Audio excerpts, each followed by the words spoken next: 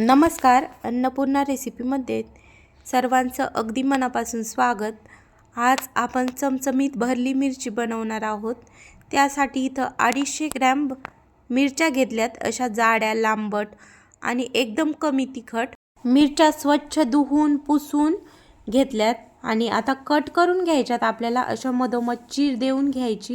ही भरली मिरचीची रेसिपी बनवायला एकदम सोपी आणि खायला एकदम टेस्टी आहे.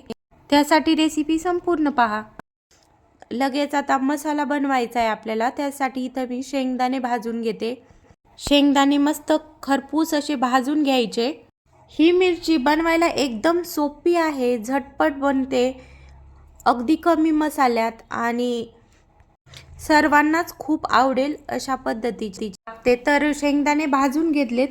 त्यानंतर 1 चमचा धने घेतलेत. धने सुद्धा थोडंसं तेल टाकून छान असे भाजून घेतले. त्यानंतर आपल्याला 2 चमचे बेसन पीठ घ्यायचं इथं. आणि बेसन पीठ भाजताना आपल्याला गॅस एकदम लो करायचा आहे आणि थोडंसं तेल टाकून छान असं लाल होईपर्यंत भाजून घ्यायचंय. बेसन अजिबात करपलं नाही गेलं पाहिजे, ह्याची थोडीशी काळजी घ्यायची. बेसन पीठ छान आता लाल होईपर्यंत भाजलंय. काढून घेतलं मी प्लेटमध्ये आणि थंड होण्यासाठी ठेवलंय. तोपर्यंत शेंगदाणे धने सुद्धा छान असे थंड झालेत. बारीक करून घेतले आणि त्यानंतर लसूण टाकून आपल्याला परत एकदा फिरून घ्यायचंय. असं केल्याने मसाला छान असा बारीक होतो. तोपर्यंत बेसन पीठ पण छान थंड झालंय, ते पण आपल्याला ह्या कुटामध्येच टाकून घ्यायचं. थोडासा घरचं लाल तिखट, घरचा मसाला टाकलाय, हळद टाकली. मिरची मसाला तुमच्या आवडीनुसार कमी जास्त करू शकतात. त्यानंतर चवीनुसार मीठ टाकलंय. 1 पडी तेल टाकले आणि हा मसाला छान असा एकजीव करून घेतलाय. त्यानंतर मसाला थोडासा कोरडा वाटत होता, तर पाण्याचा शिपका मारून परत छान असा मिक्स करून नंतर आता ह्या मिरचीमध्ये भरून घ्यायचा आहे. असा चांगला दाबू दाबू, म्हणजे मसाला अजिबात बाहेर निघला नाही जात आणि आपली मिरची सुद्धा छान अशी तळली जाते. तर अशाच प्रकारे मी यांना सर्व मिरच्यांमध्ये मसाला भरून घेते आणि लगेच आता गॅस पेटून घ्यायचा आहे. गॅसवर एक कढई मांडली. कढईमध्ये 2 चमचे तेल टाकायचंय. मिरच्या तळण्यासाठी जास्त तेलाची पण गरज नाही पडत. अगदी 2 चमचे तेलात छान अशी मिरची तळून होती.